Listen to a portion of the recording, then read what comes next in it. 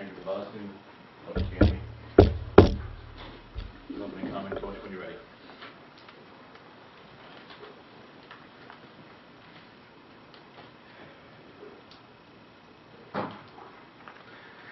They all hurt. The 2 losses we have at Shewitt Stadium, they seem to really sting.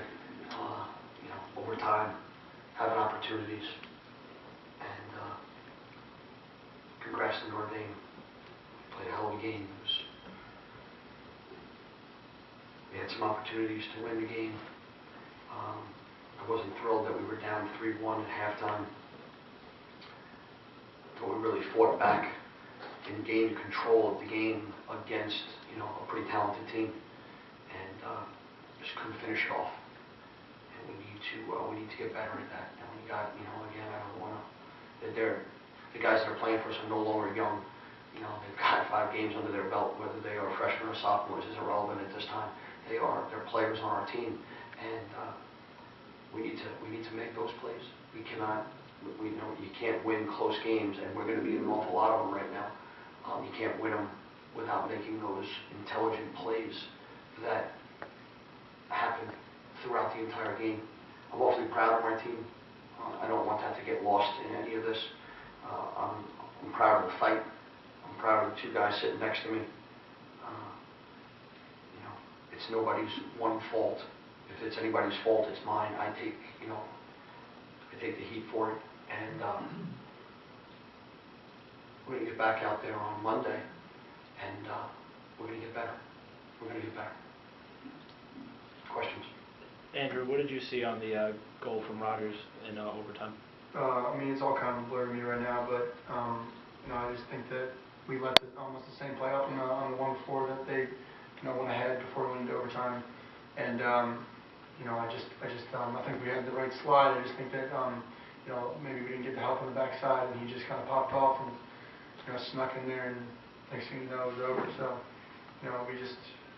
we need to buckle down more and really focus on everybody being in the right spot, not just the hot guy, not just the 2 guy, but everybody's got to be helping in there so we can limit the inside shots and force them to shoot outside. Coach, that offensive possession you had in overtime, was Brash supposed to be the shooter from the top, or was it supposed to go to someone else? It was those were options that we had. The play was designed for Sterling to go behind with Lance, and Notre Dame's a team that doesn't care about matchups. So we were getting the switch that we wanted, and so now Lance, who had the hot hand, he has a short stick on him as one of our better dodgers below the goal line, and he drove up left-handed, and he saw it opening. I cannot make that. I wouldn't have wanted to take maybe such a deep shot, but you gotta, there's a fine line between drawing something up against the #1 defensive team in the country and thinking it's going to work, and putting the ball in a guy's stick that thinks he's going to make a play, and Lance did his job. And Ian, the ball got knocked, it got tipped on the way to the goal. It wasn't like it was, it got tipped. I would like to, get a shot, what we call inside the house or inside the paint, which is a 10-yard box right in front of the goal. That didn't happen. I'm happy that Ian wanted the ball at the end. That's something that's different. But I certainly would love to execute it. Lance, you were able to find some success against Notre Dame's defense. Just talk about how difficult it was to deal with a defense like that. Coming into the game, we knew that they're the best defense in the nation, so we just wanted to play smart and take the opportunities that are given to us. And we just found some openings and be able to capitalize on them. Coach, you had 2 EMOs today, no shots on goal in those 2. What do you think went wrong with the man advantage? Yeah, the first one, they did a little bit of a jump on us, and we got to get better at it. We were looking at last year's EMO, and we're trying to figure out what's best for this team. They were both 30-second fouls. Again, they're pretty good on defense. They're pretty good on man down too. And the one thing that we tried to stress was, let's not just shoot it against a goalie that's given up 4 goals a game. If it's a great look, then it's a great look. Don't get teased by being man up. If we don't have a great look, then let's have the ball, because that's the ultimate game plan right now, is making sure we have the ball. So, yeah, you can look at our man down stats. They're terrible. They're not good.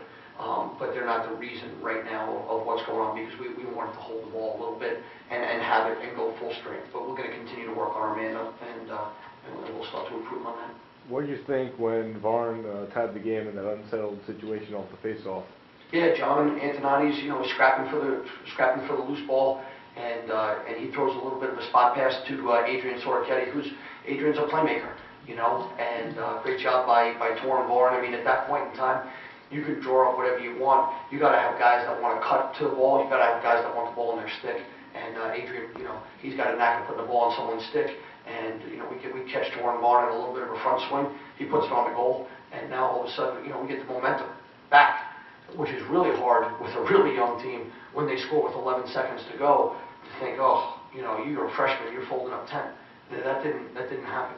A junior fed a sophomore, and a junior won the face-off, and we had a couple of good stops. So, that's part of good stuff that's out there. So I don't want to.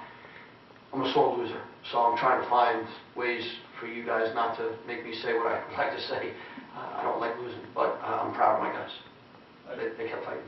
When you took the 4-3 lead, what was the main thing you wanted your team to do?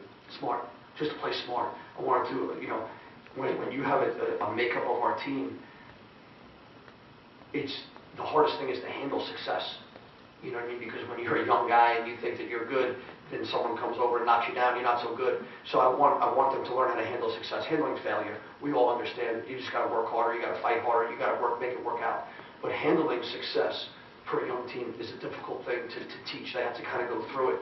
And I wish we would have learned that lesson today and handled success, and we go back at it. But if that wasn't in the cards today, then we gotta go back to the drawing board. And we got the CAA play coming up, and Delaware coming in to our house this week, and we gotta shake this one. And we've seen it all, and now we gotta put it all together for a 60-minute game coming up. Lance, there's a lot of faces still rotating in on offense in terms of midfield and attack. How do you think the chemistry is forming with you guys? Even though we have a lot of people coming in, I think the chemistry is still there. Like, we all play together in practice, so it's not like it's a new thing. I mean, we've been doing this for 5 games now, so I think it's working. Could be better. Coach, talk about the day that Steve Romano had. He only got, on here it says 1 close turnover. He had a heck of a day, very aggressive on the ball, good in the transition game. What did you see from him? Steve Romano's doing a wonderful job. I mean, he comes from Massapequa High School, and he was their go-to guy, an offensive guy. And then we have a conversation with Steven up in the office, and we have a little theme to our conversation, and we tell him he's going to be a short stick D-Mitty.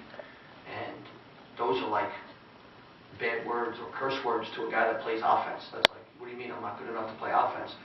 But Steven has handled it so well. A lot of our freshman offensive players have been D-Middies. We talked about Hendrickson, and A.J. Leary was an offensive midi in high school, and certainly John Reichner, who you'll end up seeing more and more of. But Steven, the lights don't faze him.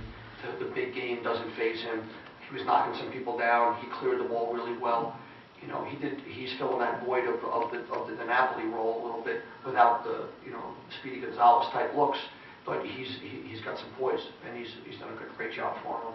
I'm awfully proud of him. And Lance, you're so comfortable, obviously coming out on the sneak to your right hand. Where do you think you are kind of with your left to kind of add that to your arsenal? I've definitely been working on it a lot. Coach wants me to work on it a lot more too. He wants me going there, so I'm more of a ambidextrous player. But definitely that's one of my strong points, coming around right and shooting it. But I've definitely been working on it. Had a couple today coming around the left side. So. In high school, was your right hand move, was that a big chunk of your success, or how would you kind of describe it? I was more of a midi in high school, so I was dodging from up top. Andrew, Delaware beat you guys twice last year by 1 goal each time. How much are you looking forward to getting another crack at them? Yeah, I mean, I can't wait. I think that we let them get away last year with 2 games.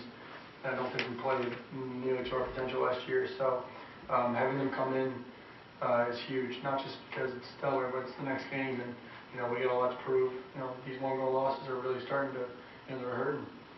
It stinks to go out there on your home field and lose 2 games in overtime. So, a lot's at stake. We're, helping the CAA play right now. We got Delaware's coming in, who we lost to, like you said, twice last year. So, this could be a perfect rebound game for us. So it's gonna be a hard work of practice, or hard week of practice, and we're gonna have to take it to Delaware. Coach Tierney, Sir. 35 years of coaching, I think this is the closest final statistics I've ever seen. As a compliment to you, the short-time play off the face-off was a great coaching strategy. Now, you guys, that was a short-time play, right, to cross it? Looked like Torrenborn cut before Sarkety had a ball. Yeah, I mean, we wanted to get the ball into Adrian's stick, Right. and because he's a playmaker. And then we obviously were going to cut everybody. We had, don't have a whole lot of time to work with, and it just, I thought it was meant to be when that happened. I've been in a couple of those games, and when you get one of those late plays, you think that, it's in the cards. It wasn't meant to be. We still had to work hard. Adrian put it right on his stick, and to be honest with you, Torrenborn caught it right in the middle of the goal. If it was off to the side a little bit, Kemp being such a talented goalie, maybe we didn't have a great angle, but I tell you what, he caught it and he released it. He got his hands free, and it was, 3 seconds to go in the game after facing off with 11 or 12 seconds to go. It looked like Kemp didn't even see it. Yep. And just at the end, was it combo man and zone on team defense at the end on the 2 crease goals, and then Rogers on the left wing there? With us playing defense? Yeah. Yeah, no, I mean, you know what they do? They're very good at dropping someone right when you're in dodge. So now you're trying to slide, you get in your seconds, and then they snuck one out the back door there a little bit, and they found them. I wish it wasn't as easy as it looked, but it certainly looks easy out there when it's one pass and one pass, one catch, one dodge, one shot. But they did a good job, and they drew something up, and they hit them. We probably should have had a passing lane and a guy in the gloves at that point in time. I got to take a look at the film, but. There were also 3 great shots. Andrew, you played really well. I mean, those shots at the end would have been impossible to save. And I know it's hard when you lose, but you guys went toe-to-toe with them, and moving forward, the young team, you guys will coach them up, and in your progression and maturity as a team, there will be some positives down the road. So I know it's hard to say that right now, but I'm going to hold you to that. okay, fair enough. Yeah, that's it.